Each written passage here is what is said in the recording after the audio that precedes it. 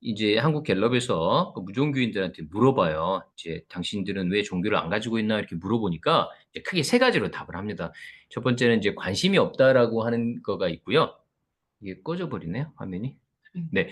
그 관심이 없다가 있고, 그 다음에 종교에 대해서 불신하고 실망했다라고 하는 게 있고, 그 다음에 세 번째가 정신적, 시간적 여유가 없다라고 하는 겁니다. 여기 보시면 종교에 대한 불신하고 실망하고 정신적, 시간적 여유가 없다라고 하는 거는 사실은 이제 종교에 대한 기대가 있었는데 종교가 이걸 충족을 못 시켜주니까 나는 종교 안 가져요라는 뜻인 거고 정신적, 시간적 여유가 없다라고 하는 거는 종교가 좋은 줄은 알겠어요. 근데 내가 지금 뭐 마음의 여유도 없고 바쁘기 때문에 종교를 안 가져요라고 했다고 하면 관심이 없어서는 말 그대로 종교 자체에 아예 어떤 뭐 애증조차 없다라고 하는 얘기인데 보시면 97년에는 관심이 없다가 26%, 20, 뭐 종교에 대한 불신 23%, 그 다음에 정신적, 시간적 여유가 없다가 19%였는데, 2021년 어떻게 됐습니까?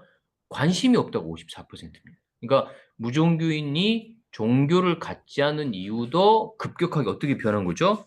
아예 종교에 깡그리 관심이 없다는 뜻입니다. 그러니까 이게 사실은 뭐 실망하고 뭐 불신했다고 하면 이제 뭐 종교가 좋은 모습 보이면 다시 종교를 가질 수도 있는 거잖아요. 그다음에 본인이 정신적 시간적 여유가 생기면 또 종교를 가질 수 있는데 이 비율 자체가 아주 현저하게 낮아지고 이 두 비율을 합한 것보다도 훨씬 더 많은 비율이 뭐죠?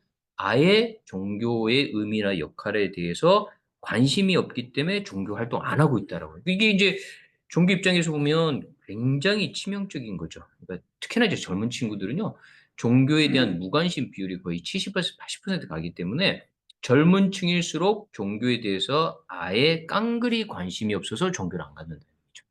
자, 그래서 당연히 이제 뭐 그거에 대한 반영이겠죠. 종교의 사회적 영향력이 증가하고 있다라고 하는 비율은 이제 18%로, 그러니까 84년에 68%, 89년에 70%에 달했던 게 현저하게 줄어드는 거고요. 그 다음에 감소하고 있다라고 하는 비율이라든지 이런 비율들이 이제 저기 이제 훨씬 더 늘어나고 있다라고 합니다. 그리고 이제 또 다른 심각한 예는 이제 종교를 믿는 사람도 적어졌잖아요. 종교를 믿는 사람들이 적어지는 숫자보다 더 빨리 뭐죠?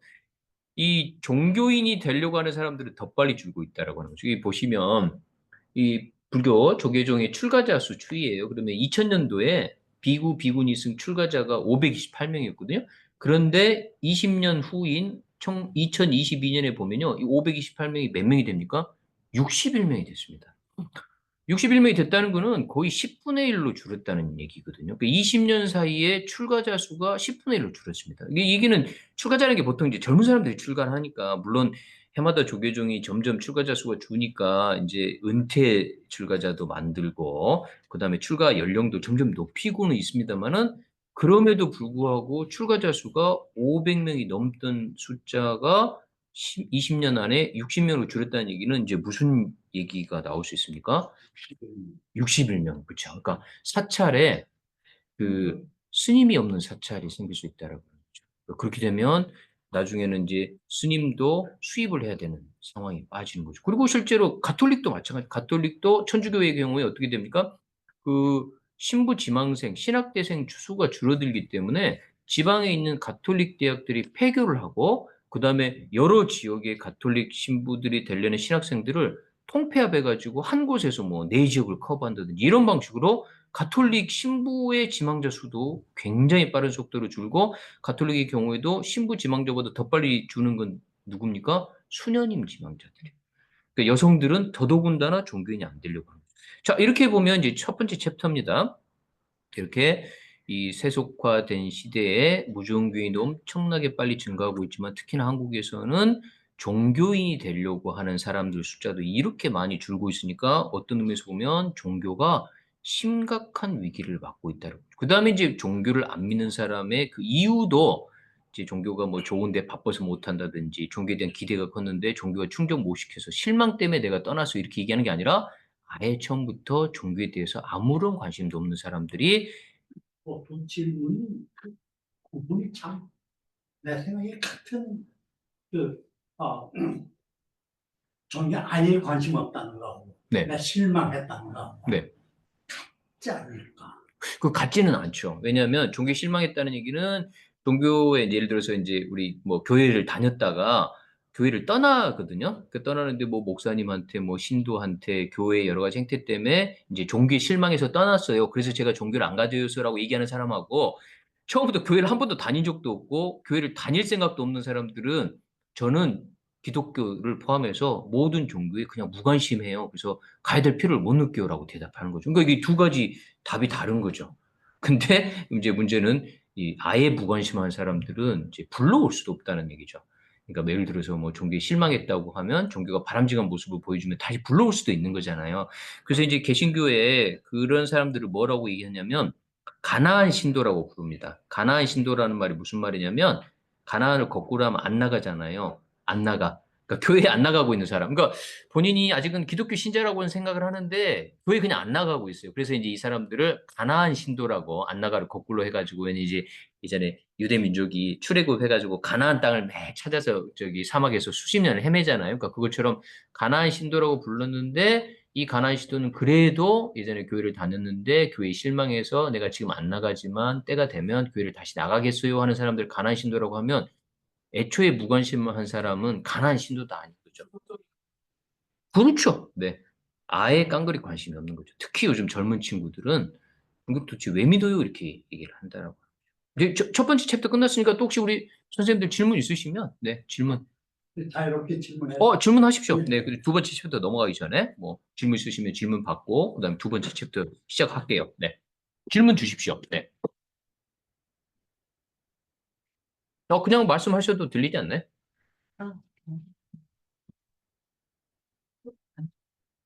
네, 질문 주십시오. 네. 저희 장로교 장로입니다. 그러세요? 목회자입니다. 그러세요? 네. 지금 오늘 걸린 숫자가 내 오랜 동안에 교회에서 생활 중에 볼 때 네. 너무 내게는 고무적인 숫자예요. 줄어드는 게요? 나도 오래 있으면서 네. 이건 정말 엉터리구나. 이건 정말 하나님과 상관이 없는 예, 예. 그걸 분명히 느껴진 차에 네, 네.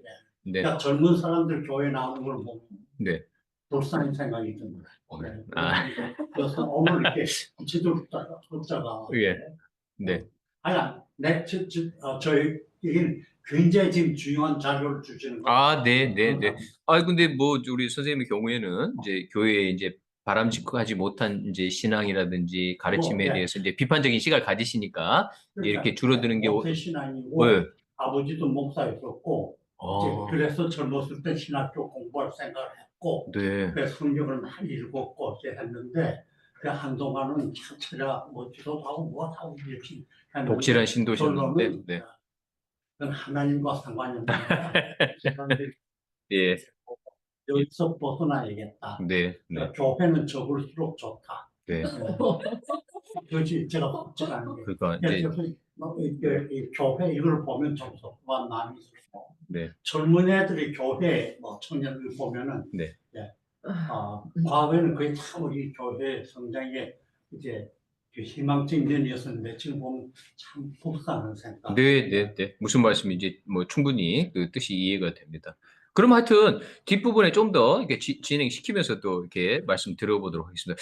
자, 그러면 이제 어쨌든 현대가 전반적으로 세속화되면서 무종교인도 증가하고 그 탈종 현상들이 이제 막 그 격화되고 있다고 하잖아요. 그러니까 이런 경향성을 더 어떤 의미에서 보면 더 강화시키고 부채질하는 요인들이 있습니다. 그게 이제 현대사회의 변화입니다.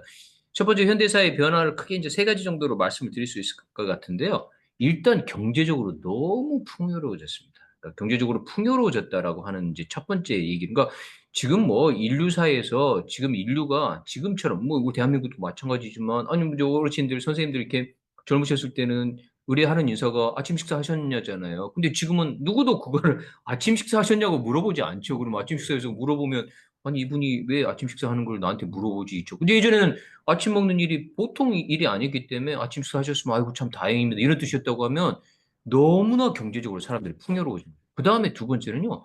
교육 수준이 말도 못하게 높아진 거죠. 그러니까 해방 이후에 우리나라 문맹률이 거의 60에서 70% 가까이 됐을 거라고 추정을 하는데 지금은 대한민국을 포함해서 전 세계의 문맹률, 특히 대한민국은 말할 필요도 없지만 문맹률을 이제 조사할 필요도 없을 만큼 너무너무 교육 수준이 높아졌다는 거죠. 그리고 이 교육 수준이 높아졌다는 게 특히 우리나라 같으면 대학생의 비율, 대학 졸업의 비율이라는 게 이루 말할 수도 없이 높아졌으니까 뭐 다람쥐도 이제 글을 읽을 정도로 어쨌든 높은 교육 수준이요. 그 다음에 세 번째는요. 이런 이제 경제적 풍요하고 높은 교육 수준하고 결부가 됐지만 이런 인권에 대한 의식, 평등하다라고 하는 의식조차도 지금 21세기는 인류 역사에서 단 한 번도 경험할 수 없을 정도로 아주 강력했다라고 하는 거죠. 아이고, 저희 어머님만 하더라도, 저 고향이 밀양이신데, 외할아버님이, 돌아가신 외할아버님이, 여자들은 교육시키면 시집가가지고 뭐, 저기 친정에다가 뭐 도와달라고 편지 쓰고 이러니까 배울 필요가 없다고 얘기를 하셨어요. 그러니까 지금 그 얘기가 여자들은 배울 필요가 없다든지 여자들은 공부해도 뭐 남자들보다 못하다는 이런 얘기는 이제 얘기를 잘못 꺼내갖고는 사회적으로 매장당할 얘기잖아요. 근데 불과 50년 전, 100년 전에만 하더라도 노비도 있었고 여자들은 엄청나게 차별도 받았고 그다음에 흑인 노예들 부터 시작해가지고 인종차별부터 시작해가지고 온갖 것들이 다 있어요. 지금은 그게 다 사라진 거죠. 그러니까 경제적으로 풍요해졌고 높은 교육 수준이 확보가 됐고 그다음 이런 것들을 합하면 인권과 평등 의식이 인류 역사에서 이렇게 집단적으로 높아진 적은 단 한 번도 없었다는 거죠. 그래서 무슨 일이 생깁니까? 개인이 개인이 자기 삶의 모든 것들을 선택할 수 있는 시대가 됐습니다. 예전에 뭐 당연히 뭐 그 몇 살 되면 당연히 결혼하는 거고 결혼하면 당연히 애 낳는 거고 그다음에 애도 뭐 끝도 없이 이렇게 낳고 이렇게 했다고 하면 지금은 어떻습니까? 슈퍼마켓 이마트에 가면 물건이 너무 종류가 많아가지고 뭘 사야 될지도 모릅니다. 비누를 뭘 사야 될지, 치약을 뭘 사야 될지도 예전에는 치약이 없어서 뭐 소금 가지고 칫솔질 하고 있었잖아요. 근데 지금은 너무나 모든 분야에서 선택이 너무 많다는 거죠. 그다음에 뭡니까? 결혼할지 말지도 선택해야 됩니다. 예전에 당연히 결혼했다고 하면 지금은 어떻습니까? 왜 결혼해야 되는지 이유를 안 찾으면 젊은 친구들이 결혼 안 합니다. 그다음에 아이를 낳는 것도요. 아이를 낳는 것도 아이를 낳을지 말지도 자기가 이유를 찾아야지 아이를 낳지. 예전에 당연히 결혼하고 당연히 아이를 낳고 이렇게 했던 게 당연했다고 하면 이 모든 것들이 전부 다 개인이 선택하는 문제. 그다음에 제일 밑에는 이 먹방 하는 거잖아요. 이게 유튜브에 먹방 하는 게 직업이 됐습니다. 그래서 한 자리에 앉아서 라면을 30개 끓여 먹으면 뭐 수백만 명이 이걸 쳐다보면서 그게 몇 천만 원, 몇 억의 수익으로 올리는 게 직업이 됐습니다. 그런데 우리 선생님들 계시지만 도대체 한 자리에 앉아서 라면 30개 먹는 거를 이게 직업이 될 수 있다고 그것도 보통 직업이 아니고 웬만한 직장 생활을 하는 직장인보다 더 많은 돈을 벌 수 있게 되는 직업이 되리라고 하는 거는 아무도 상상을 해본 적이 없다는 거죠. 그 말은 무슨 말입니까? 현대 사회는 개인이 모든 삶의 영역에서 자기가 선택해서 결정을 해야 되고 그다음에 선택해서 결정을 하면 그걸 어떻게 합니까? 자기가 책임져야 됩니다. 결혼 안 하면 결혼 안 한 것도 자기가 책임져야 되고 먹방하는 직업 선택했으면 먹방하는 직업의 결과도 자기가 선택해야 되지 누가 대신 책임져 주지 않는 사회가 됐으니까 개인이 그야말로 압도적으로 무한 책임을 지게 되는 그런 사회가 돼버린 거죠. 그래서 요건대 말하자면 내가 내 자신을 스스로 자기 삶의 의미를 발견하고 발견한 삶의 의미에 따라서 세상을 살아야 되는 인류 역사의 최초의 시대가 됐습니다. 최초의 시대. 그래서 현대인들 어떻습니까? 고독하죠. 고독하죠. 지금 우리나라의 1인 가구가 혼자 사는 가족이요. 35%가 넘습니다. 그러니까 2인 가족, 3인 가족이 아니라 1인 가족이 가장 많은 수의 가족의 형태를 취하고 있는데 결혼 안 한 젊은 남녀들도 혼자 살지만 이제 배우자가 돌아가면 이제 연령이 높아져도 혼자 사는 사람들이 많잖아요. 뭐 이혼해서 혼자 살고 뭐 이런 것부터 시작해가지고 그래서 뭐죠? 앞으로 1인 가족이 점점 더 늘어날 거라고 하는 거예요. 그러니까 사람들이 사실은 이제 외롭고 힘든 거죠. 특히나 대한민국은 OECD 국가 중에서 자살률이 1등이라는 게 변화막측하지만 그 변화되는 사회 속에서 개인들의 정서적 삶의 스트레스라고 하는 거가 어떤 세계의 어떤 나라들보다 더 큰 시대를 살고 있다라고 하는 거죠. 이게 이제 이 현대 사회의 그 변화라고 하는 관점에서 이렇게 말씀을 드렸습니다. 이제 다음에 이런 상태에서 종교에 대한 변화를 이제 세 가지 키워드를 갖고 말씀을 드리려고 하는데 이 대목에서 혹시 뭐 질문이나 또 코멘트 있으시면 네. 선생님들 질문이나 코멘트 있으시면 또 해주시면 될 것 같습니다. 네. 우리 또 두 분 선생님 혹시 질문 뭐 코멘트 없으세요? 공감해요. 그러니까 너무 힘든 세상이 됐죠. 예전 같으면 당연히 때 되면 결혼하고 취직하고 아이 낳고 뭐 환갑잔치하고 세상 떠나고 이런 거가 그다음에 이제 살아도 뭐죠? 자기 살다 태어나서 고향에서 그렇게 멀리 안 떠나고 이렇게 되는데 지금은 태어나서 뭐 미국 가서 살기도 하고 자기 자식도 미국 가기도 하고 뭐 와, 이게 뭐 말할 수 없죠. 그래서 자기 태어난 동네 뭐 반경 10km 안에서 사람들이 살지 않죠. 누구나 다 떠나고 여러 차례 이사하고 끝없이 변화하고 내일 일이 무슨 일이 일어날지 아무도 가늠할 수 없는 이제 시대가 된 거죠. 그래서 한편으로 보면 이게 되게 발전하고 풍요롭고 권리식도 높아지고 여러 가지 거가 되게 좋아진 것 같지만 다른 한편으로 보면 전통도 사라지고 전통적 가치관도 없어지고 해서 사람들이 어떻게 살아야 되는 게 옳은 삶인지조차도 다 알아서 살아야 돼요. 다 알아서 살아야 되는 최초의 시대가 됐습니다. 최초의 시대. 그래서 인류가 한 번도 이거를 겪어본 적이 없어서 이게 이제 개인들이 감당이 안 되는 거죠. 특히나 대한민국 사람들. 그래서 우울 지수, 스트레스 지수도 대한민국 사람 전 세계에서 제일 높고 노인 자살률 세계 1등이고 OECD 국가 중에서 그냥 전체적으로 자살률도 매우 높은 거죠. 왜? 살기가 힘들어서. 그런데 사람들은 종교도 안 믿게 됐다라고 하는 거죠. 그래서 이런 시대가 됐다라고 하는 거죠. 혹시 뭐 다른 질문이랑 우리 젊은 우리 친구분은 질문이랑 혹시 코멘트 없으세요? 종교의 한계가 온 것 같아요. 네, 종교의 한계도 왔죠. 지금 너무 사회가 발전을 과학 발전하고 예, 있어서 예. 모든 걸 그전엔 종교에 의존하던 걸 네, 네, 네. 지금은 내가 개척할 수 있다는 자신감이 생기는 거예요. 근데 이제 네, 이제 여기 이제 요 세 번째 챕터에서 그 말씀을 드리려고 합니다. 자, 그러면 사람들이 종교를 떠났거든요. 그다음에 내 삶의 의미를 발견해 갖고 내가 살아야 되는 시대가 됐어요. 그런데 내 삶의 의미를 발견해 갖고 내가 사는 시대가 됐는데 뜻밖에도 이렇게 종교를 떠난 사람들이 이상한 방식으로 다시 종교의 영역으로 돌아옵니다. 이제 이 얘기를 해보려고 합니다. 다시 말하면요. 아까 이제 우리나라 인구 중에 60%가 무종교인이라고 했잖아요. 종교 없는 사람 손 드세요 하면 60%가 100명 중에 60명이 종교 없다고 손 드는데요. 이 60명한테 또 물어봅니다. 이 손 드신 분 중에서 나는 진짜 유물론자다. 사람이 죽으면 영혼이고 혼백이고 그런 거 전생이 이런 거 없다라고 생각하는 진짜 유물론자 손 들어보세요 하면 60명 중에 6명도 손 안 듭니다.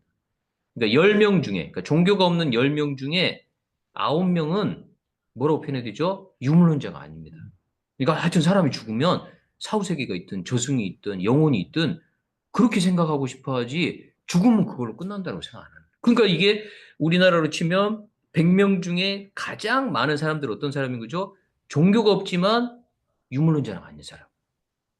이것도 처음이죠. 이것도 인류 역사에서. 이 사람들은 예전에는 뭐라고 불러야 될 수 없는 사람인데 이제 이 사람들을 중심으로 이런 현상이 벌어집니다. 첫 번째가 영성입니다. 영성.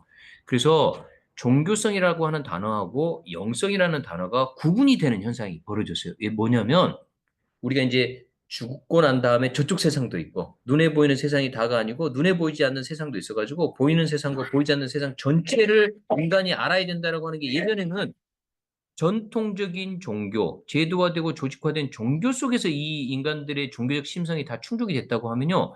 21세기가 되면서 어떻게 됐습니까?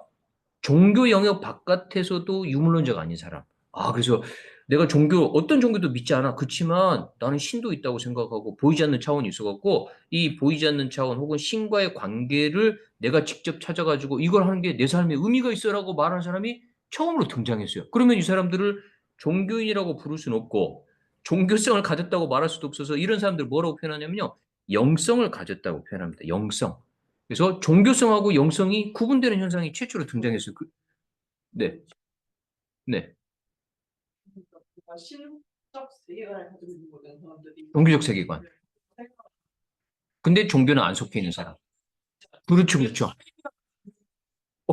그거는 이제 좀 더 이따 말씀을 드릴 텐데. 자, 그래서 요거 조금만 더 설명을 하면, 그래서 이제 저 같은 종교학자들이 이렇게 하는 거죠. 미국 사람들 같으면 여기가 이제 나온 게 그거잖아요. spiritual but not religious라는 거는 이제 미국 사람들한테 선생님 종교가 뭐예요?라고 물어보면 이 사람들이 뭐라고 대답하냐면 I am spiritual but not religious라고 얘기하는 거예요. 그러니까 그 말은 무슨 말이냐면 나는 종교적이지는 않지만 종교는 안 가지고 있지만 그렇다고 해서 나는 유물론자가 아니고 나는 영적인 사람이에요. 이렇게 대답을 하는 거예요. 그리고 이런 의미에서 이제 이런 표현들이 생기는 거예요. 종교를 넘어선 종교라고 하는 거는 종교를 넘어섰다는 거예요. 제도화되고 조직화된 종교를 넘어섰지만 그런데도 뭔가 종교적인 거 혹은 영적이라고 표현돼야 되는 그런 현상들이 생겼다는 얘기고 그다음에 또 보시면 religion of no religion이라고 하는 게 무종교의 종교거든요. 그러니까 종교는 아닌데 근데도 이게 종교가 완전히 아니라고 말할 수 없는 이상한 현상들이 등장하게 되는 거죠. 그래서 이게 우리나라의 경우에는 사실은 이 사람들이 어떤 특정한 종교인들보다 숫자가 제일 많은 사람들이에요. 그러니까 이 사람들은 제도화되고 조직화된 종교로 돌아갈 생각은 없지만 그렇다고 해서 유물론자가 되지는 않아요. 그러니까 종교를 어디서 가지고 싶긴 하지만 지금 있는 종교는 또 마음에 안 들어요. 이런 어중간한 상태에 빠지는 사람들이 등장하면서 이 사람들이 어떤 걸 하냐고 하면요. 자기 마음을 발견하고 심리학적으로 치유하고 심리학적으로 힐링하려고 하는 움직임들을 이 사람들이 합니다. 그런데 어디서 하느냐? 이 힐링과 치유를 시도를 해요. 힐링과 치유를 시도를 하는데 이 힐링과 치유라고 하는 거가 대표적으로 명상과 같은 거예요.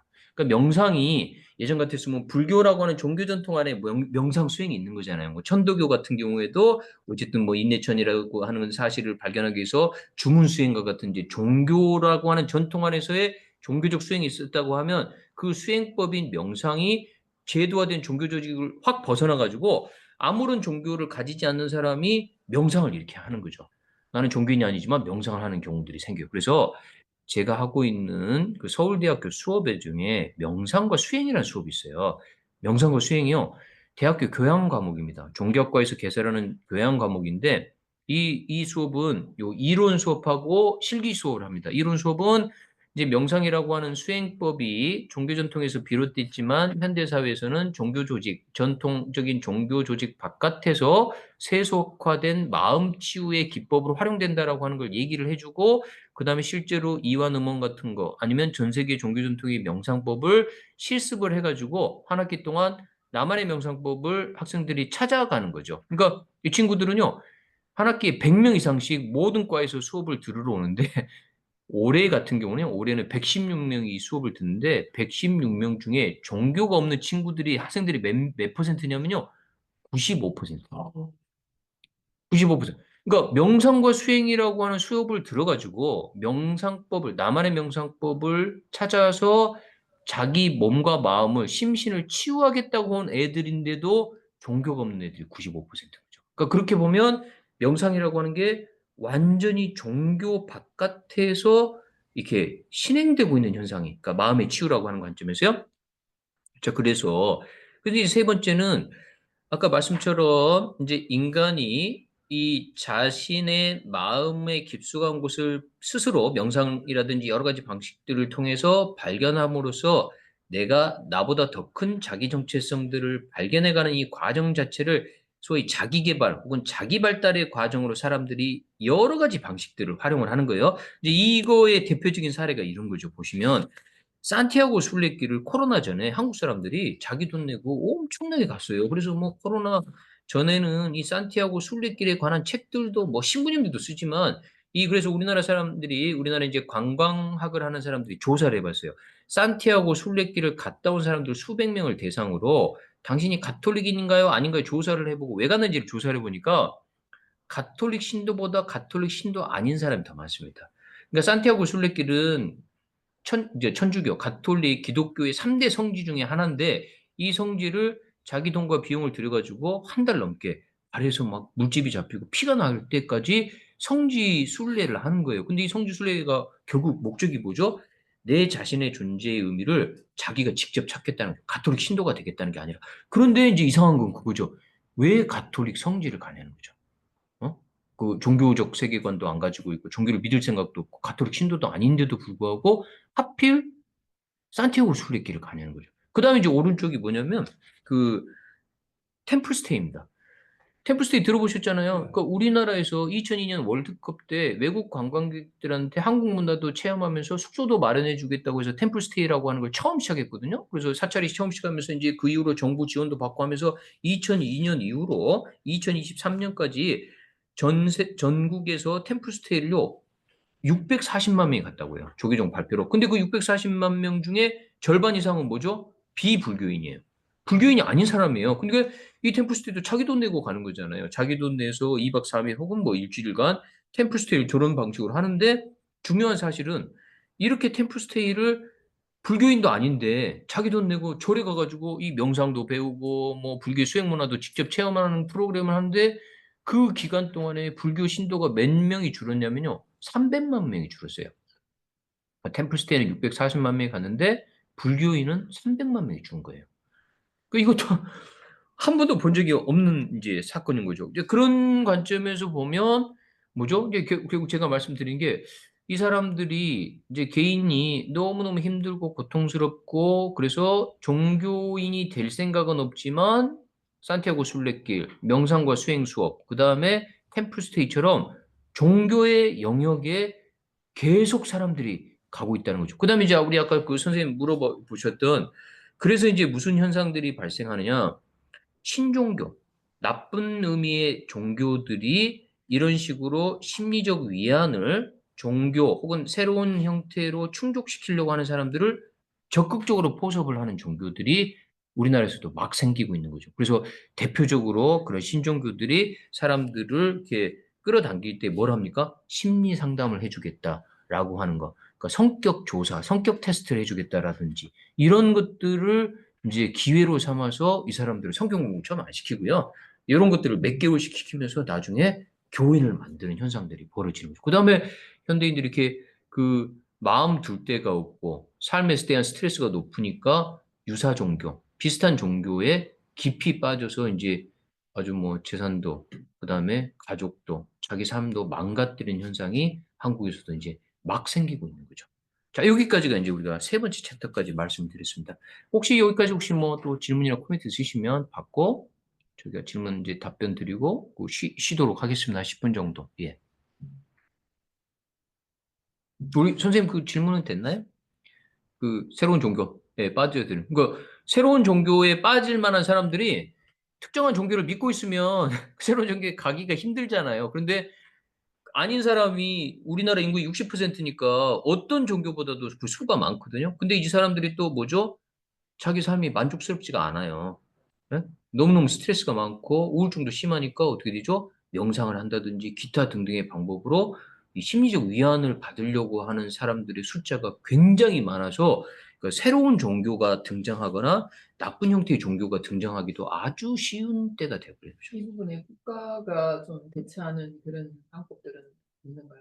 여기에 대한 어떤 그러니까 이제 실태 이게 조사라든지 이것에 이게 따른 사실은 되게 위험한 상황이 저기 그러면 전개되고 종교 집단과 뭔가의 어떤 서로 협력 관계를 통해 가지고 역할을 좀 나눠서 하는 그런 소통들은 전혀 지금 그래서 되지 이제 않나요? 제가 뭐 종무실 사람들도 만나면 항상 그 얘기를 하는데요. 그러니까 기존에 있는 종교가 제대로 된 역할과 기능을 해야 되는 거죠. 그런데 기존의 종교가 그 사람들의 변화된 수요를 제대로 포착도 못하고, 그 다음에 아까 우리 선생님 말씀처럼 오히려 교회 떠나는 게 교회 있는 것보다 더 나을 수도 있다 싶을 정도로 잘못된 방식으로 이렇게 종교 활동을 하니까 이게 이 무종교인들 입장에서 보면 종교 자체를 혐오하거나 종교 자체를 싫어하는 거죠. 그러니까 그 사람들을 뭐죠? 종교라고 하는 껍데기를 안 뒤집어 쓴 상태에서 이 사람들을 끌어당기려고 하는 노력들을 막 하는 거죠. 이제 이게 기존 종교는 사실은 이 사람들을 내버려 두고 있는 거고 전통적인 방식으로 우리 종교 믿으세요라고만 얘기하는데 젊은 사람들을 포함해 갖고 무종교인이 된 사람들은 전통적인 방식으로 종교를 믿으라고 하면 믿지 않는다는 얘기죠. 그러니까 이제 국가에서 예산을 지원할 때도 종교가 들어가면 굉장히 좀 터부시하고 뭐 무시하죠. 오히려 그러한 부분에 실제로 문제가 생겼을 때 이단 종교 가입하는 국민들이 많아졌을 때도 문제가 생기는데 그런 데에는 오히려 좀 느슨하고 무방비죠. 무방비라는 거죠. 무방비죠. 그것을 네. 이러한 기존 부분을 종교도 사실은 그 부분에 대해서 특별히 신경을 못 쓰고 있는 거고, 그 다음에 이제 국가가 사람들이 다 종교의 자유가 있는데, 특정 종교 나쁘니까 조심하세요라고 교육시킬 수는 없는 거잖아요. 그러니까 이거를 예방 교육도 국가가 적극적으로 나서가지고 종교 아예 무관심한 사람들이 대부분인데 그 사람들한테 종교 잘못 믿으면 큰일 납니다. 그래서 좋은 종교는 이런 종교고 나쁜 종교는 이런 종교고 실제로 이런 현상이 벌어집니다라고 하는 거를 그걸 무슨 방식으로 어떤 방식으로 교육을 시켜요? 교육시킬 방식 자체가 없는 거죠. 네. 어, 다른 기독교 보면은 박장로교라고 이제 예전에 박태선 있고, 씨. 예. 뭐 불에 이제 여러 가지 있었는데 최근에 뭐 구원파도 있었고 그래서 그렇죠. 네네. 그걸 이렇게 쭉 보면은 그 종교의 형식을 빌려서 네. 인간의 개인 욕심을 채워주는 네, 네. 기복적 신앙이라고 예, 표현할 예, 수 있죠. 예. 그걸로 닦으러 가거든요. 그러니까 이제 그러니까 기존 예, 종교의 이제 나쁜 모습들인 거죠. 그러니까 그건 기존 불교고 기독교, 카톨릭이고 네, 이 무슬림이든 간에 그 종교도 네, 그 인간의 욕심을 채워주는 방향으로 제도가 바뀐다는데 문제가 있잖아요. 네, 네, 네, 예. 네, 그것 때문에 지금 이제 네, 그냥 네. 제대로 가르쳐 준다면 그렇죠. 네, 제대로 안다는 무슬림의 경우에서 네. 예. 내가 또 이 무슬림 국가에서 이제 몇 년 살아봤는데 거기에서도 이 사람들 몰래 근무하는 사람이 처형당한 사람. 예. 그러니까 이 사람은 제대로 무슬림이 가르침을 제대로 네, 그러니까 한 이제 거죠. 무슬림 중에서도 뭐 근데 이제 수피즘이라고 하는 이제 그렇게 신과 가까이 가고 신과 하나가 되는 굉장히 깊이 있는 이제 신앙들도 있었는데 그런 사람들은 옛날에도 죽임당하고 그러니까 그랬겠죠. 네. 되게 두 가지로 나누지더라고요. 네. 보다 더 신비롭고 더 네, 능력이 네, 네, 많고 네, 이런 것이 있고 네, 네, 아니고 근본이 네, 본래 네, 신적 존재는 네, 인간의 공평한 삶, 네, 네. 정의, 사회적인 거. 네, 예, 네, 이 사랑 네, 이건데 이걸 버리고 네.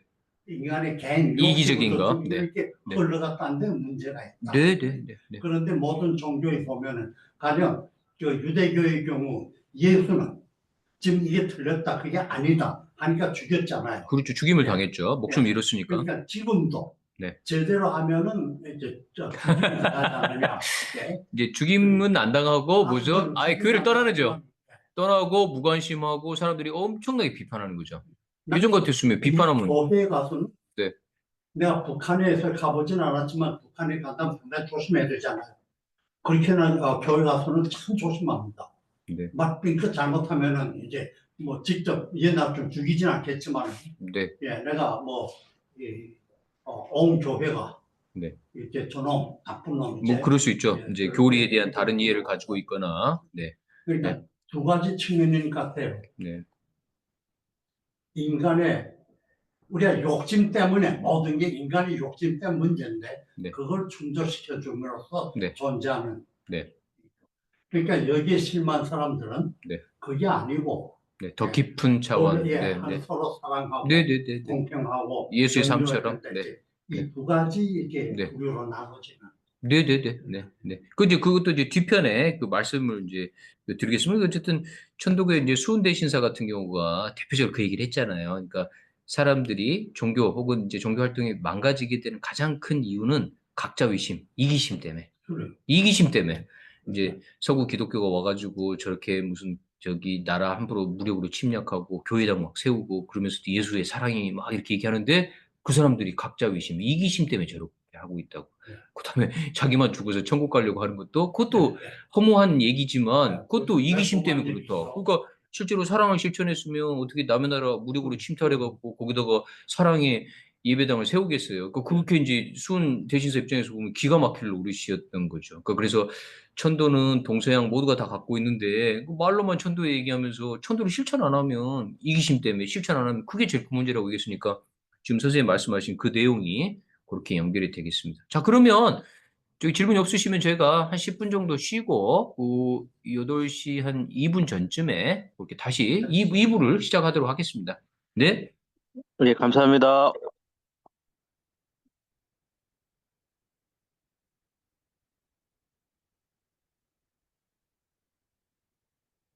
잘 쉬셨죠? 우리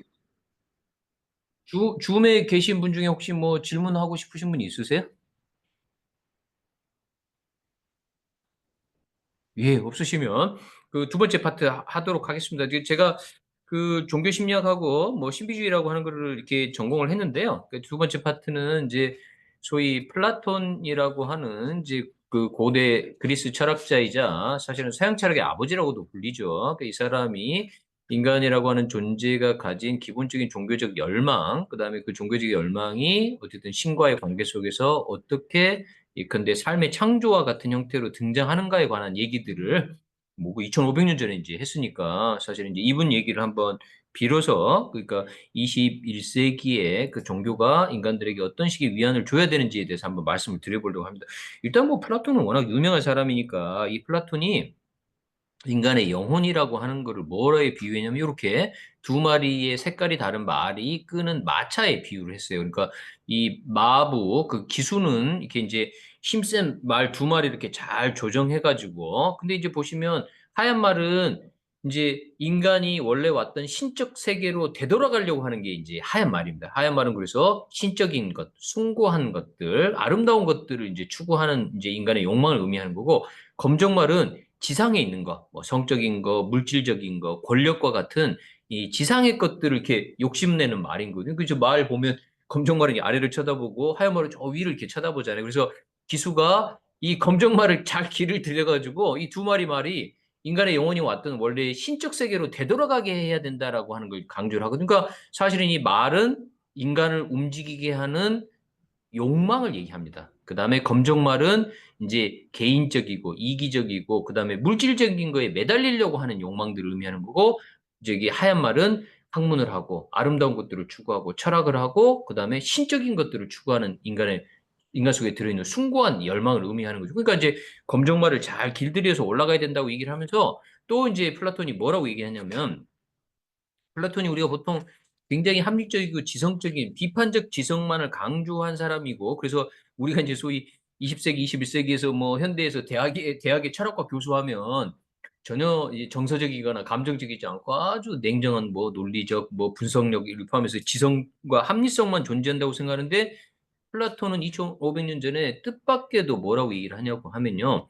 인간은 이렇게 일상적인 맨정신의 상태가 있고, 그 다음에 광기 상태에 빠진 상태가 있다고 얘기를 합니다. 그러면서 이 광기 상태도 인간적으로 뭔가 두뇌가 잘못됐거나, 인간적으로 자기가 받은 상처를 극복을 못 해갖고, 인간적으로 미치는 상태가 있고, 그 다음에 신이 영감을 주는 방식으로 신적 광기 상태가 있다고 했습니다. 그러니까 인간에게 찾아오는 신에게서 유래하는 신적 광기 상태는 인간이 자기 지성만을 발휘하는 맨정신의 상태보다 그 개인이나 집단에게 훨씬 더 훌륭한 일을 할 수 있다고 얘기했어요. 그러니까 이게 우리가 보통 생각을 하면, 광기 상태에 빠지고 더군다나 신적 광기라고 하는 거가 냉정하고 냉철한 이 철학자하고는 잘 안 맞아떨어지는 거니까 플라톤이 신적 광기가 냉철한 지성보다 더 훌륭하다고 얘기했다고 라고 하는 걸 믿어지지 않지만 실제로 플라톤이 그렇게 얘기합니다. 그러면서 플라톤이 얘기한 신적 광기의 네 가지 종류를 얘기합니다.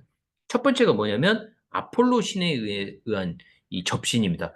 아폴로 신이 이렇게 이제 그림 보시면 PTR라고 하는 무녀죠. 우리로 치면 무당이죠. 여자 무당이죠. 국가 무당인데 이 여자가 이제 고개가 이렇게 돼 있잖아요. 그거는 이 아폴로 신이 접신돼 갖고 아폴로 신이 이제 피티아의 무녀에게 얘기를 그대로 전해주니까 이 피티아의 무녀가 델피 신탁에서 그러니까 신의 목소리를 앵무새처럼 지저귀는 거예요. 근데 이제 자기 정신을 잃었으니까 고개가 이렇게 축 처져 있지만 그런 상태에서 아폴로 신 얘기를 이렇게 전해주는 거. 그러면 아폴로 신의 신탁이라는 게 뭐예요? 그 개인이나 그리스 국가 전체의 미래를 포함해서 삶을 혹은 그 자신들의 운명을 지혜롭게 사는 얘기를 가르쳐 주니까 어쨌든 아폴로 신에 접신됐을 때는 개인과 공동체의 유익한 정보를 받아오는 거죠.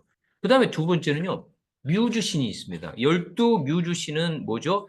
예술과 문학과 이 창조의 신입니다. 창조의 영감을 주는. 그러니까 뭐 모차르트 같은 사람을 포함해가지고 어떤 인간에게 신적 영감의 상태를 줘서 놀라운 시를 짓게 하거나 음악을 작곡하게 하거나 예술 작품을 만들게 하는 거. 이게 이제 이 플라톤은 뭐라고 생각했냐면 인간이 자기가 혼자 열심히 뭐 시를 짓는 테크닉을 배워가지고 이렇게 하고 저렇게 해서 시를 짓는 거하고 신적 영감 상태에 빠져가지고 자기도 어떻게 하는지 모르면서 막 신적 영감 상태에서 막 이렇게 쓰는 거. 이거 모차르트가 대표적이잖아요. 모차르트가 무슨 5살, 6살 때부터 무슨 뭐 이 심포니를 작곡하고 있는데 아니 도대체 5살, 6살짜리가 어떻게 그걸 작곡할 수 있나요? 그러면 이게 천재라고 하는 말이 사실은 하늘로부터 영감을 직접 받는다는 얘기니까 이 뮤즈신에 접신됐을 때 신적 과학기 상태에서는 놀랍고도 경이로운 작품들을 만들어낸다고 얘기를 했다는 거죠. 그 다음에 세 번째가 디오니소스, 바쿠스라고 말하는 이제 포도주의 신이죠. 그러니까 이 신은 뭐죠?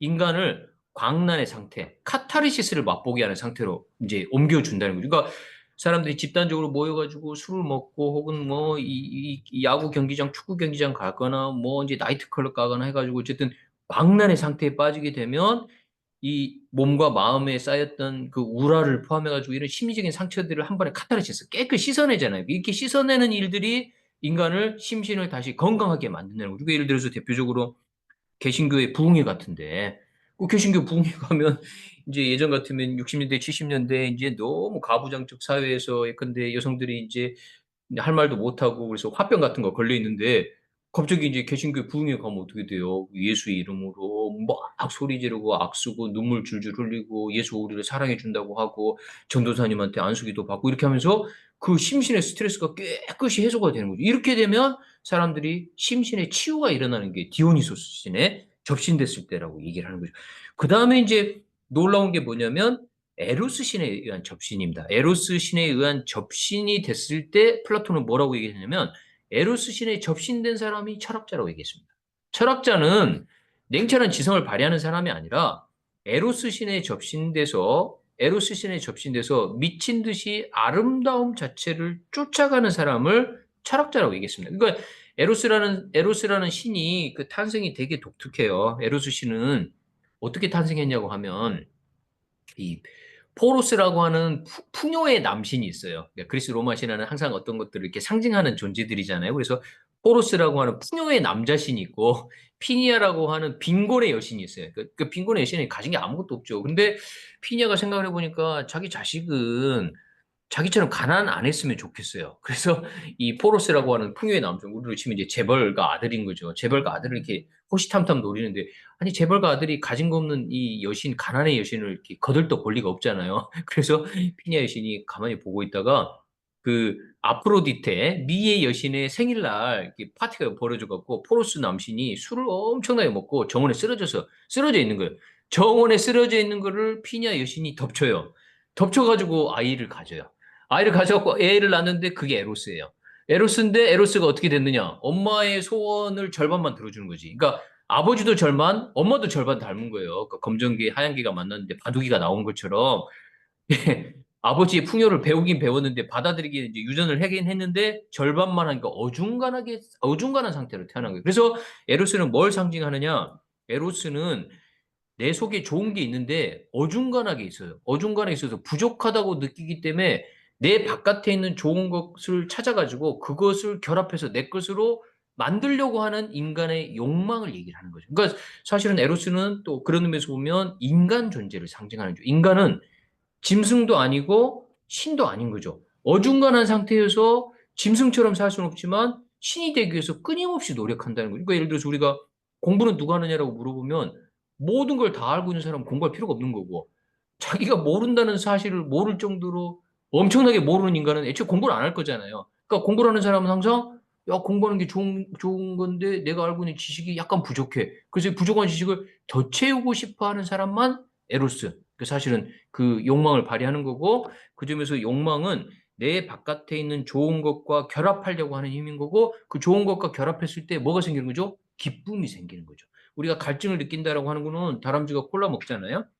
갈증을 느끼는 건 뭐죠? 내 몸속에 수분이 부족하다라고 하는 걸 내가 느끼면 내 바깥에 있는 수분을 찾아서 그것과 결합하게 되고 그럴 때 갈증이 생겼을 때 수분이 내 몸에 들어오면 기쁨이 생기는 거잖아요. 이게 그겁니다. 그러니까 지식에 대한 갈망이 있는 사람은 지식이 없어서 괴로워하지만 바깥에 있는 지식을 찾아가지고 지식을 내 것으로 만들었을 때 기쁨이 생기는 거죠. 그러니까 이게 이제 사실은 이 열망이라고 하는 거죠. 그래서 철학자라고 하는 사람은 기본적으로 에로스 신에 접신돼 가지고 내 속에 있는 아름다움 혹은 지혜가 어중간하게 있기 때문에 내 바깥에서 아름다움과 지혜를 더 찾아서 더 크고 더 아름다운 것과 결합해서 그거를 내 걸로 만들려고 하는 사람이라고 해요. 그래서 이제 욕망 상승의 사다리라는 게 플라톤이 볼 때 그 두 마리 말 중에 검정말. 일단 인간들은 아름다운 이성들을 아름다운 동성을 좋아하고 그다음에 뭐 이렇게 되지만 그다음에 아름다운 맛있는 음식 그다음에 이제 그 명예, 권력 이런 것들을 추구하지만 이 좋은 것들을 충족시키고 나면 그것보다 더 좋은 것들, 더 시간과 공간에 불변하는 것, 예를 들어서 수학의 아름다움, 학문의 아름다움, 예술의 아름다움, 그 다음에 종교가 주장하는 아름다움 그 자체, 이게 이제 신인데요. 신과 같이 더 숭고한 것들을 끊임없이 인간들이 추구한다. 그래서 인간의 욕망은 사다리처럼 아래에서 한 발 한 발 올라가서 더 높은 곳으로 올라간다. 그래서 이제 우리가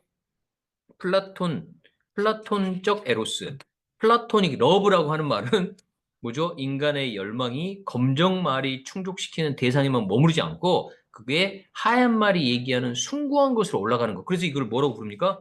욕망의 승화라고 부르는 거죠. 그러니까 숭고하다는 거를 영어로 이제 서블라임이라고 표현하는데 서블리메이션, 그러니까 욕망을 아래 이기적인 거에 충족시키는데 그치지 말고 그 욕망을 보다 더 초월적이고 보다 형이상학적인 차원까지 올라가게 하는 것. 이게 이제 욕망의 승화라고 하면 철학자는 아름다움 그 자체와 결합할 때까지 미친 듯이 자기를 몰아붙이는 사람. 그러니까 미쳤다는 얘기는 그거죠. 그러니까 지상에 있는 아름다운 것들, 지상에 있는 그 권력, 지상에 있는 부, 명예 이런 것들이 아니라 자기가 내면에서 추구하는 혹은 초월적인 아름다움과 하나가 될 때까지 다른 것들을 다 내팽개치고 미친 듯이 그것만을 추구하기 때문에 철학자를 에로스 신에 의해서 접신된 미친 광기의 상태에 있다고 얘기를 하는 거죠. 네. 그래서 이 욕망 상승의 사다리의 마지막 끝은 뭡니까? 아름다움 그 자체입니다. 아름다움 그 자체는 이제 이 소크라테스가 디오티마라는 여자한테 배웠습니다. 그래서 심포지움이나 파이드로스와 같은 플라톤의 중기 대화를 보면 이게 나와요. 뭐라고 합니까? 이게 디오티마라고 하는 여자가 그 디오티마죠. 플라톤한테 소크라테스한테 알려줍니다. 야, 소크라테스야. 디오티마가 계속 얘기하는 거죠.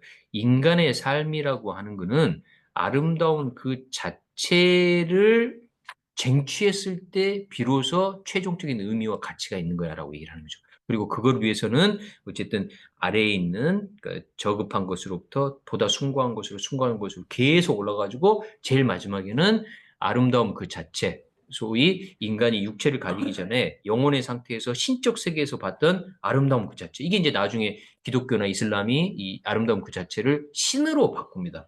그러니까 신의 얼굴, 신 그 자체를 바라보는 상태까지 올라가야 된다고 얘기를 하는 게 이제 플라톤의 얘기입니다. 그래서 에로스 신은 지혜를 사랑하고 아름다움 그 자체를 사랑하기 때문에 인간의 완성은 지혜 혹은 아름다움 그 자체에 대해 최종적인 비전을 볼 때 완성된다라고 하는 게 플라톤의 얘기인 거죠. 요 얘기까지가 그래서 이제 이 다음에 삶의 창조와 기쁨으로 넘어가기 전에 혹시 여기 이 챕터에 대해서 뭐 궁금하시거나 또 코멘트가 있으시면 말씀 주십시오.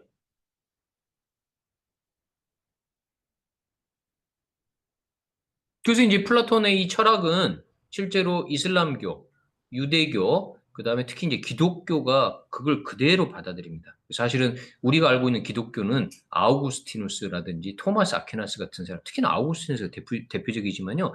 이 기독교의 신학과 기독교의 철학은 사실은 플라톤의 철학과 뗄래야 뗄 수 없이 엄청나게 영향을 받습니다. 아우구스티누스가 대표적인데, 오거스틴이 대표적인데요. 그러니까 그런 의미에서 보면 이제 플라톤의 이 욕망이 신적 차원으로 향하게 되는 열망 자체가 이후에 보면 그러니까 신을 향한 기독교가 강조하는 열망으로 이해가 되는 거고요. 그다음에 그렇게 해서 이제 아름다운 그 자체와 하나가 되는 게 소위 기독교 신비주의자들이 신과의 합일이라고 이렇게 번역이 되는 사건으로 다 받아들여지는 거죠.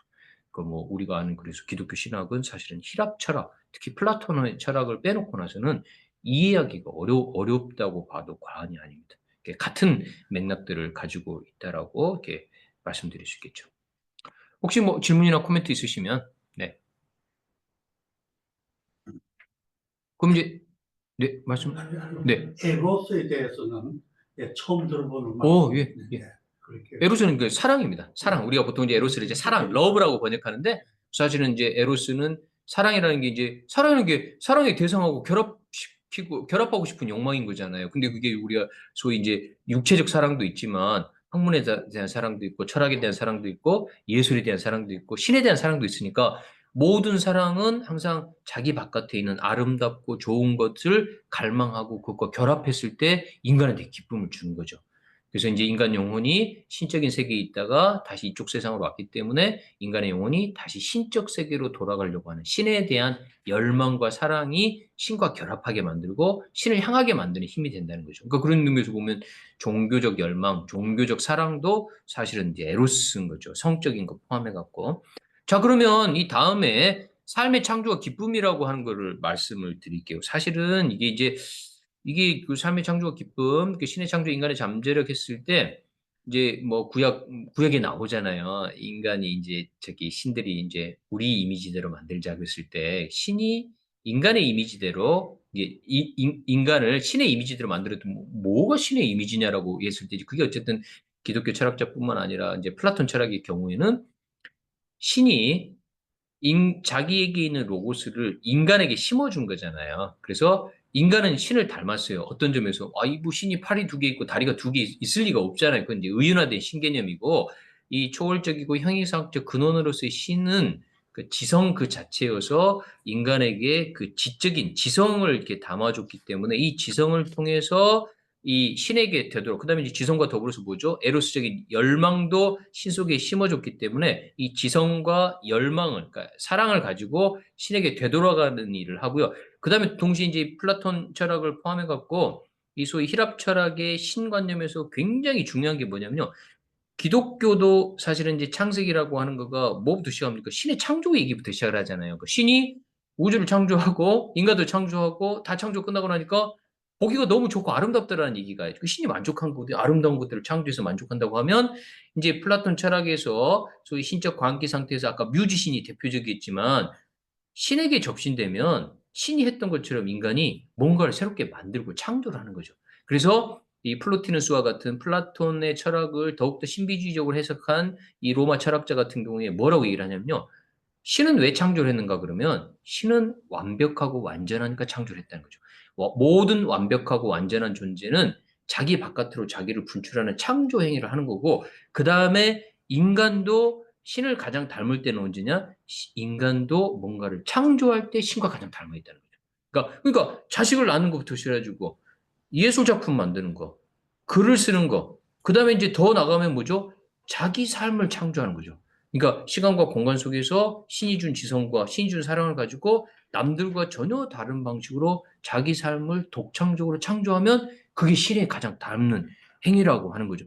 저를 보면 이게 은하계 이 별들이 만들어지는 이거 실제로 이게 허브 망원경으로 이렇게 찍은 장면이래요. 그러니까 너무너무 아름다운 거죠. 우주가 아직도 창조가 계속 일어나고 있다고 하는 건데 사실은 이런 창조는 인간들이 나서부터 놀이하고 창조하면서 새로운 걸 만드는데 엄청난 기쁨을 느끼도록 돼 있대요. 이게 이제 동물들하고 혹은 뭐 식물들하고 인간들이 다른 가장 큰 특징이잖아요. 인간은 뭔가 자기 손으로 새롭고 없었던 거를 만들 때 기쁨을 느끼는 거죠. 그 만들 때 기쁨, 그 만드는 거의 결과물들이라고 하는 거는 결혼해서 아이를 낳는 것도 그렇고, 그다음에 자기가 뭔가를 연구하고 해서 책을 내는 것도 그렇고, 글을 쓰는 것도 그렇고, 그다음에 결론적으로 전체적으로 봐갖고는 자기 삶 자체를 스스로 창조를 하는 것. 그래서 창조라는 행위 자체가 엄청나게 큰 즐거움을 준다는 거죠. 그리고 이 창조와 더불어서 인간은 신이 준 지성을 가지고 지식, 지혜와 결합하고 이걸 내 것으로 만들었을 때도 또 엄청난 기쁨을 느낀다라고 하는 거죠. 자, 그러면 이 대목에서 저희가 이 생각해야 되는 게 그죠. 계속 우리가 이제 그 얘기를 말씀을 드리잖아요. 그러니까 과거에는 이런 창조와 배움을 통한 삶의 즐거움이라고 하는 거는요. 아주 소수의 사람만 이걸 누릴 수 있었다는 거죠. 예를 들어서 양반들이 뭐 조선시대에 뭐 퇴계 이황도 그렇지만 이 글을 읽으면 얼마나 좋은 뭐 공맹의 말씀들, 공자와 맹자의 말씀들 읽는 것 자체가 자기를 완성시키고 수양하고 그다음에 더 넓은 세계에 대한 지적인 이해를 주니까 그 삶의 즐거움이 얼마나 대단해요. 근데 조선시대에 도대체 누가 그렇게 앉아갖고 책만 읽을 수 있는 사람이 몇 사람이 됐겠어요? 그럼 밑에 노비들이 정말 아주 뭐 뼈가 빠지게 일을 해야 되는 거잖아요. 그 뼈가 빠지게 일을 하지 않으면 그 소수의 사람들이 글을 읽을 수 없게 되는 거잖아요.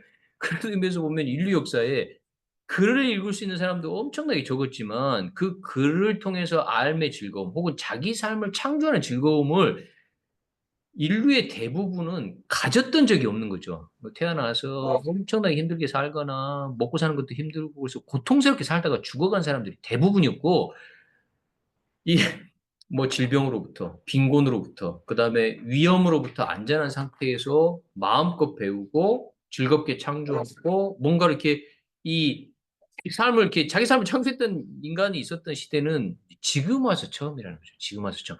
그래서 이제 매슬로우 같은 사람이 했던 그 유명한 얘기에 인간의 욕구라는 게 위계가 있다라고 하는 얘기를 하거든요. 그러니까 인간이 우리가 태어나서 처음에는 어떤 욕구를 해야 되죠? 뭐 숨 쉬고 먹고 마시고 자고 하는 거를 일단은 충분히 해야 되죠.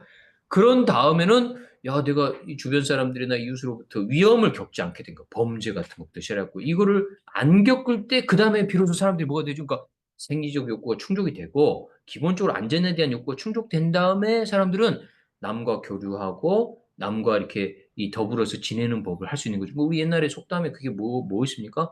곳간에서 이심난단 말이 있잖아요. 아니 내가 굶어 죽기 직전인데 그걸 남한테 어떻게 베풀어요? 내 먹을 게 풍부했을 때 그다음에 남은 걸 가지고 야 내가 충분하니까 힘든 사람한테 도와주겠다고 하게 되면 이웃에 대한 사랑도 베풀 수 있는 거고 이렇게 되는 거잖아요. 그러니까 그런 의미에서 인간이라고 하는 존재가 생리적 욕구, 안전에 대한 욕구, 그다음에 사랑과 소속감이 되고 난 다음에 그다음에 비로소 뭐냐면 자기 존중감이 생긴다는 거예요. 셀프 이스템. 자기 존중감이 생기고 자기 존중감이 충분히 갖춰져야지 그다음에 뭐죠? 자기 실현, 자아 실현을 그제서야 할 수 있다는 거죠. 그러니까 이 자아 실현이라고 하는 게 지금은 누구나 다 자기 삶의 의미를 찾아서 자아 실현 하세요라고 말하지만 그 전제 조건은 뭐죠? 생리적으로 건강, 심리적인 측면, 안전에 대한 것, 소속감과 사랑에 대한 것, 그 다음에 건강한 자존감 이런 게 갖춰진 다음에야 비로소 우리가 자아 실현이라는 걸 할 수 있다는 거예요. 근데 지금 인류 역사에서는 어떻게 되죠? 대부분의 사람들이, 그러니까 한국의 경우는 특히 그렇지만 자아 실현을 하려고 한다는 거죠. 그러니까 자기 돈 내고 어떻게 되죠? 산티아고 순례길도 가고 명상도 따로 배우고 이렇게 하는 이유가 나머지 것들이 대충 다 충족이 어쨌든 될 수 있다고 생각하니까 이제 자기 삶의 의미를 직접 발견하고 찾고 하는 노력들이 이제 비롯되고 있다라고 하는 거죠. 자, 그런 의미에서 어떻게 됩니까?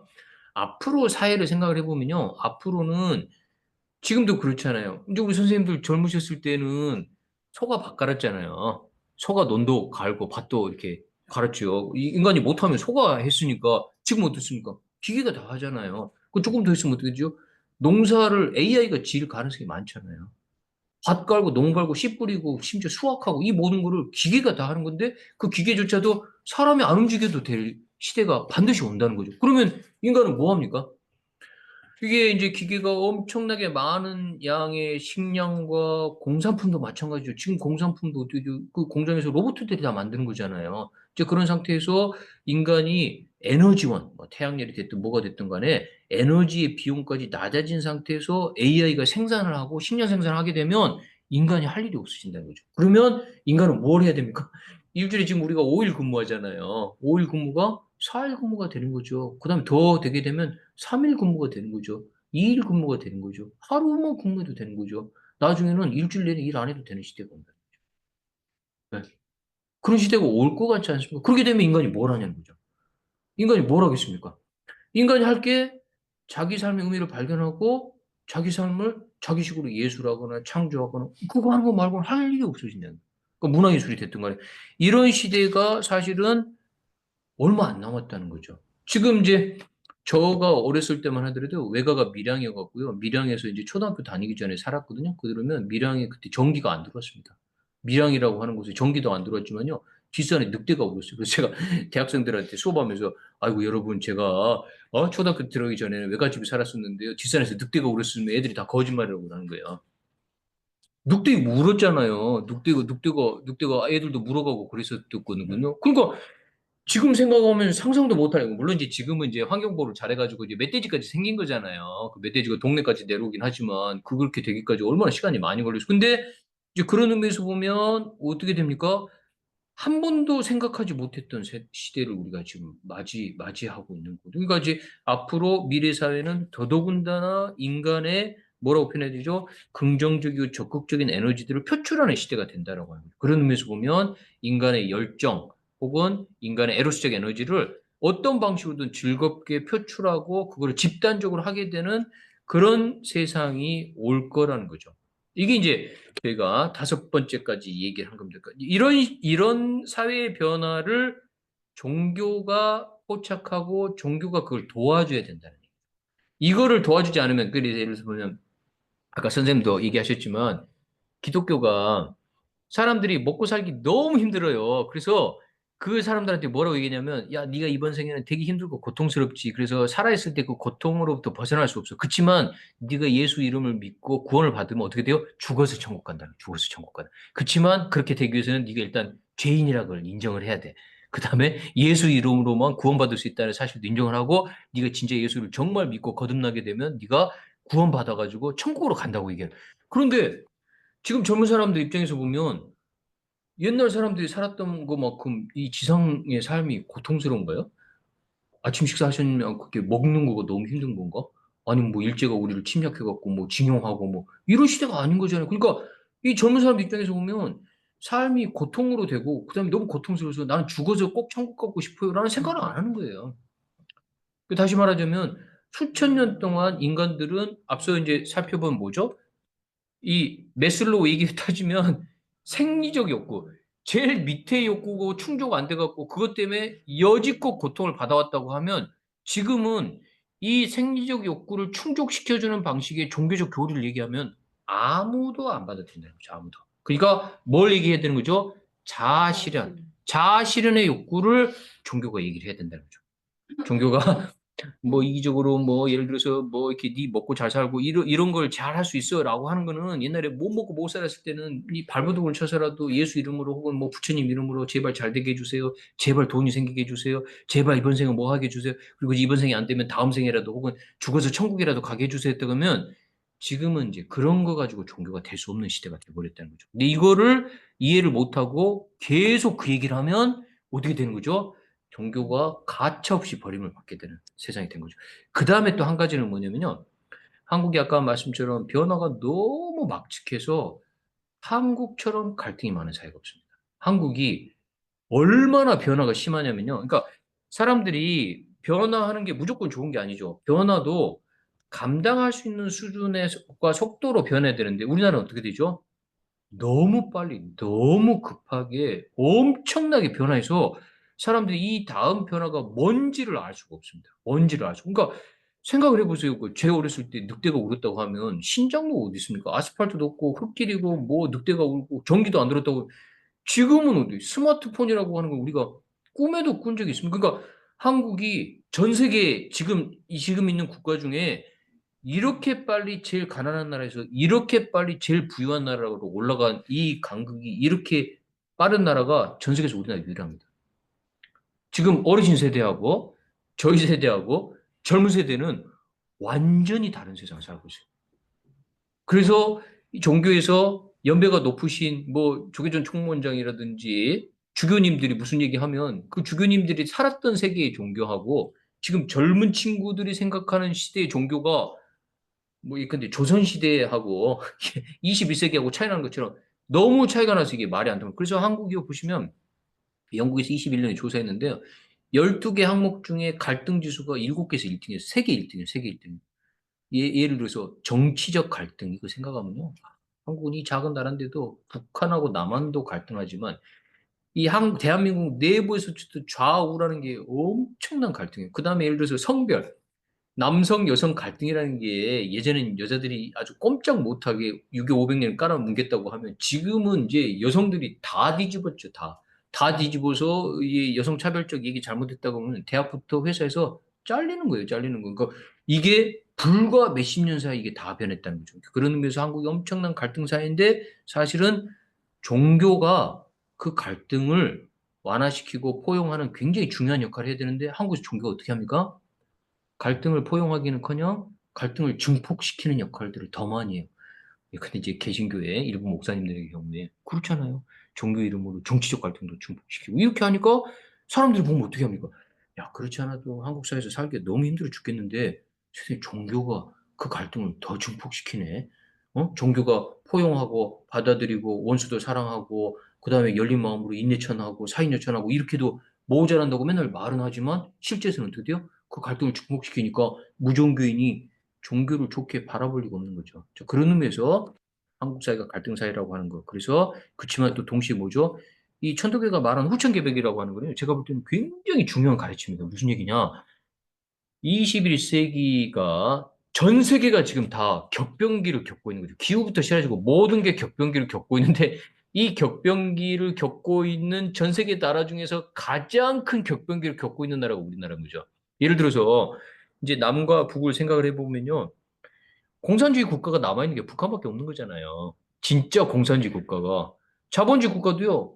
대한민국이 이렇게 센 자본주의 국가에다가 자유민주주의 국가도 이렇게 급하게 자유민주주의를 실현시킨 국가가 없어요. 그러니까 대한민국이라는 이 작은 나라가 사실은요. 전 세계의 종교, 전 세계의 정치 이데올로기, 전 세계의 무슨 남녀 간의 갈등, 세대 차이 갈등, 이 모든 것들, 그 다음에 뭐 빈부 차이, 이 모든 것들을 한국이 다 가지고 있습니다. 한국이 다. 그래서 사실은 한 나라에 종교가 두 개 있으면 나라가 결단난다고 하면 한국은 모든 종교를 다 가지고 있어요. 심지어는 종교 없는 사람도 종교 있는 사람하고 숫자가 많아서 무종교인과 종교인의 갈등도 한국처럼 앞으로 뚜렷하게 보일 나라는 전 세계에 없습니다. 왜 전 세계 종교가 무종교인 16%밖에 안 되는데 어느 나라가 우리나라처럼 종교인 절반, 무종교인 절반이 있겠어요? 공산주의 국가인 중국에 가면 대부분이 무종교인이니까 종교인과 무종교인의 갈등이라는 게 있을 수 없군요. 그러니까 그런 의미에서조차도 우리나라는 모든 갈등이 다 비롯되는 거죠. 그 다음에 이제 후천개벽이라는 게 사실 그런 거잖아요. 예전 시대에 우리 삶을 관통시키고 지배했던 모든 원리가 다 무너지고 새로운 패러다임이 들어서는 새로운 세상이 온다는 게 개벽의 시대거든요. 선천 시대가 끝나고 후천 시대가 온다고 하면 이 수훈 체제를 포함해서 민족 종교 지도자들이 21세기, 20세기, 21세기에는 대한민국의 한반도가 후천 개벽의 중심이 된다라고 하는 거는 사실은 후천 개벽의 새로운 패러다임이 오는 거를 가장 앞에서 뭐죠? 희생양 혹은 이제 파일럿처럼 이거를 겪어가지고 어떻게 이걸 해소할 수 있는 거를 보여주는 유일한 국가죠. 그래서 전 세계 젊은 사람들뿐만 아니라 모든 전 세계 사람들이 한국을 다 쳐다보고 있잖아요. 심지어 한국에서 뭐죠? 온갖 게 전 세계로 다 퍼져나가요. 선생님들 젊으셨을 때 이런 날이 오리라고 생각도 못 했잖아요. 길 가면 무슨 외국 젊은 자, 얘기만 해도 나를 미친놈이. 뭐, 맞아요, 맞아요. 그러니까 호천개벽의 중심에 한국이 서갖고 모든 사람들이 무슨 한국 노래 부르고 한국말 배우려고 그러고 전 세계 가도 어우 세상에 한국에 갔어요. 이런 거는요 한 번도 상상 못 해봤는데 20년 사이에 완전히 그렇게 뒤집혔어요. 그래서 전 세계 사람들이 다 한국 오고 싶어요.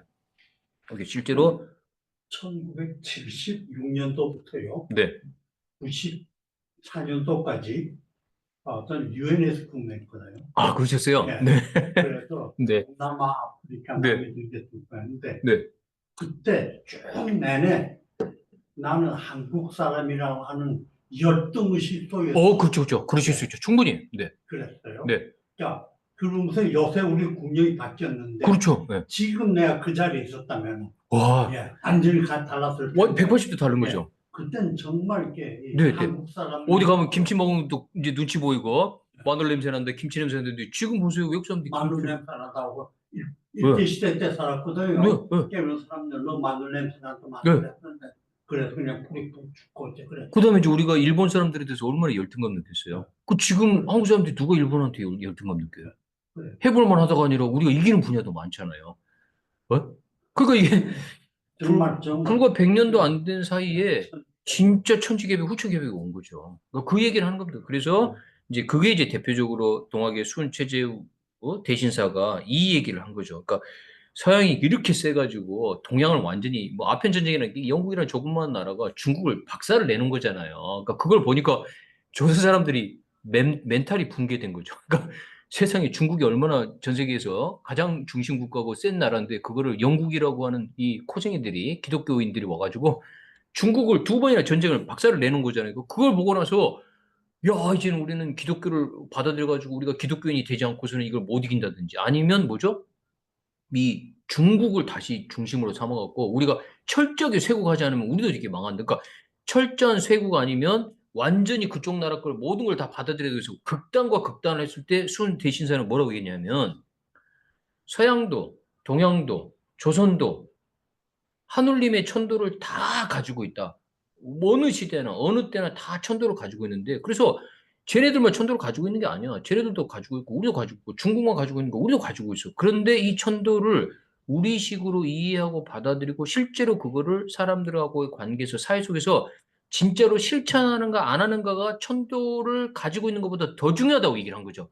그런 의미에서 보면 유럽이 중심이거나 영국이 중심이거나 기독교 국가 중심이거나 혹은 뭐죠? 중국이 중심인 게 아니라 우리가 중심인 거고 우리가 중심일 때 양반이 중심이고 뭐 특정한 계층과 계급이 남성이 중심인 게 아니라 모든 개인이 자기 내면의 하늘님을 모시고 있기 때문에 모든 개인이 다 중심이라고 했던 거죠. 그러니까 그 개인이 자기 속에 있는 하늘님을 발견하고 하늘님과의 관계를 다시 회복을 하고 동시에 남한테도 하늘님이 있다고 해서 남들을 하늘님으로 대접하면 그 사회가 진짜 천도를 구현하는 제대로 된 사회고 우리는 그거를 지향해야 된다고 했으니까 엄청난 가르침을 전한 거죠. 근데 어떻게 했습니까? 조선이 대신사를 서학이라고 해가지고 처형을 한 거잖아요. 이게 엄청난 비극이지만 이 수은 대신사의 가르침이 사실은 이제 천도교뿐만 아니라 민족 종교, 원불교를 포함해갖고 민족 종교를 만들어내고 3.1운동에서 뭘 했습니까? 일제를 원수를 사랑하라고 하는 게 말이 아니라 실제로 야 일본 너희들도 인류 공영을 위해서 어떤 역할을 하라고 그래서 우리가 독립운동도 폭력을 가지고 하지 않겠다고 비폭력 우주의 중심을 갖는 운동을 했으니까 이거는 이 수준으로 생각을 하면 있을 수 없을 정도로 높은 수준의 가르침을 전해준 거죠. 예, 그래서 21세기 동학하면 사실 그 천도교가 가진 힘을 20세기에 새롭게 회복할 필요가 있죠. 인격적인 신개념, 예를 들어서 불교 같으면 공, 그다음에 이게 공이라고 하는 거가 사실은 이제 관계를 맺고 친밀한 관계를 통해서 이게 상호작용을 통해서 기쁨을 키워간다라고 하는 게 되게 이제 현저하게 부족하다고 보거든요. 이것도 마찬가지죠. 천하면 천이 우리를 보살펴 주나요? 천이 내 고민을 들어주나? 그렇지 않잖아요. 그런 의미에서 인격적 신과 만남이라고 하는 것도 강조하지만 또 동시에 뭐죠? 이 하늘님이 저기 초월적인 존재가 항상 저 멀리 떨어져 있어갖고 죽어서나 만날 수 있는 존재가 아니라 내가 내 내면에 항상 모시고 있어서 그 모시고 있는 거를 내가 확인할 수 있다. 수행을 통해서 확인할 수 있다. 그 다음에 하늘님의 은총을 통해서 확인할 수 있다라고 하는 거가 얘기를 했다는 측면에서 동양 종교와 서양 종교를 놀랍게도 절묘하게 가지고 있고 그다음에 이제 초월과 내재라고 하는 거가 죽어서 천국 가는 게 목적이 아니라 살아있을 때 사람들하고 관계 속에서 사실은 그 천도를 실천하라고 하는 걸 얘기를 했다는 거죠. 그리고 그걸 하려고 이 가보 농민 혁명을 포함해 갖고 그 목숨을 버려가면서 실제로 삶을 바꾸려는 노력을 했다는 이게 이제 대단히 훌륭한 거죠. 그다음에 수행도 여러 가지 방식으로 인간의 지성을 도외시하지 않으면서도 수행을 통해서 자기 속에서 하늘님을 발견하고 그 발견한 하늘님의 알을 통해 가지고 타인을 존중하는 것, 사인여천, 예, 다른 사람들을 다 하늘님처럼 대접한다는 것. 그다음에 이제 마지막으로 사회적 평등, 윤리, 정의라고 하는 거를 이렇게 천도교처럼 동학처럼 명확하게 그 시기에 왜 그 세계 종교, 세계적 종교가 불교 같으면 산속에 들어가가지고 사람들 삶에 별로 신경도 안 쓰거나 아니면 기독교 같으면 말은 사랑이라고 주장하면서 예? 총칼 앞세워가지고 남의 나라 침략하고 교회 세우고 와가지고 이제 그 사람들의 문화나 문명, 종교를 완전 깡그리 무시하고 너희들은 다 죄인이라고 얘기하고 안 받으면 사람 죽이고 뭐 이렇게 폭력으로 선교를 했다고 하면 이런 시대에 이런 가르침들을 전해줬다는 측면에서 대단히 이제 놀랍다라고 하는 거죠. 그래서 이제 다시 이제 마지막 결론입니다. 결론으로 가면 그 이제 21세기에 특히 대한민국은요, 종교가 어떤 방식으로든 지역사회 사람들의 이 중심이 되지 않으면, 그래서 이제 기독교가 말한 것처럼 진짜 빛과 소금의 역할을 안 하게 되면, 종교는 가열차게 버림받을 시대가 왔다는 거죠. 그리고 버림받지 않기 위해서 반드시 해야 되는 것은 뭐냐? 소비자 중심. 사람들이 뭘 원하는지를 들어야 된다는 거죠. 그러니까 이제 교회라든지 혹은 불교라든지 전통적인 종교는 뭐냐면요. 사람들이 글도 못 읽고, 그 다음에 종교가 모든 분야에서 압도적인 권위를 행사할 때 자기가 이해하는 종교적인 교리를 가지고 가르쳐 주려고 했단 말이에요. 가르쳐 주려고. 그런데 지금은 어땠죠? 종교인보다 종교인 아닌 사람이 종교 바깥의 영역이 엄청나게 지적이고 모든 정보들이 쌓여 있어요. 그래서 이 종교가 21세기 옛날 방식이 아닌 더군다나 아까 말씀드린 것처럼 뭐죠? 먹고 살기도 힘들고 글도 못 읽는 사람들이 인구의 90% 이상을 차지했을 때 종교를 가지고 있는 종교 사직 계급이 유일하게 글도 읽을 줄 알고 하느님의 말씀이든 무슨 부처님의 말씀이든 그거에 대해서 너희들이 이렇게 하면 고통과 무익을 벗어날 수 있어라고 얘기해 주는 시대는 이미 끝났다는 거죠. 이미 끝났기 때문에 사람들이 지금 어떤 거에서 고통을 받고 뭘 원하는지를 종교가 진짜 얘기를 들어서 그걸 통해서 실학. 그리고 이제 저기 조선 후기에 실학파가 등장을 했지만 실학이라는 게 글을 읽을 줄 없는 사람, 글을 못 읽는 사람이 대부분인 상태에서 어떻게 실학이 가능하겠어요? 실학이라고 하는 거는 누구나 자기 스스로 글을 읽고 공부를 해서 그 공부와 글을 읽는 걸 통해서 자기 삶을 바꿀 힘이 있을 때 실학이 된다고 하면 지금이야말로 종교 혹은 학문이 사람들의 실제 삶을 바꿀 수 있는 최초의 시대가 됐기 때문에 이 두 가지 정신을 종교가 구현해야 된다는 거예요. 그래서 이제 보시면 교회도 그렇고 성당도 그렇고 천주교 교당도 그렇고 뭐예요? 이제 교회가 이게 보면 오른쪽이 뭐죠? 교회 주차장 그 주민들한테 개방하는 거예요. 평소에. 이게 이렇게 하면 지역 공동체가 야, 그 성교하고 포교하고 교회는 아니면 주차도 못 지키고 그다음에 주말 되면 뭐 교회에서 주차를 완전히 동네다 시켜가고 동네 주민들하고 맨날 싸움이 일어나고 이러잖아요. 이렇게 하면 안 되는 시대가 됐다는 거죠. 그다음에 사랑놀이 음악회. 교회에서 주민들 대상으로 음악회 하는 거예요. 그다음에 도서관 지하교처럼 뭐죠? 은퇴한 분들이 교회에서 혹은 성당에서 혹은 사찰에서 인문학 공부하도록 해주는 거예요. 그러니까 종교 시설, 그다음에 종교의 이제 인력들이 사실은 지역 사회에서 사람들이 뭘 원하냐에 따라서 그 일을 제발 종교적인 이름으로 포교하고 선교하려고 하지 말고 그 사람들한테 실질적인 도움을 주면 이 사람들이 교회를 마치 도서관처럼 자기 집 사랑방처럼 왔다 갔다 하면서 저절로 이게 좋아지고 이게 우리나라에 뭐 동네에 가보면 교회가 도대체 얼마나 많습니까? 성당 없는 데가 어디 있습니까? 산에 가면 여기 사찰 없는 산이 어디 있습니까? 그러면 이 종교들이 힘을 합쳐가지고 이런 활동을 해야 된다는 거죠. 자기들끼리 싸우지 말고 제발 좀.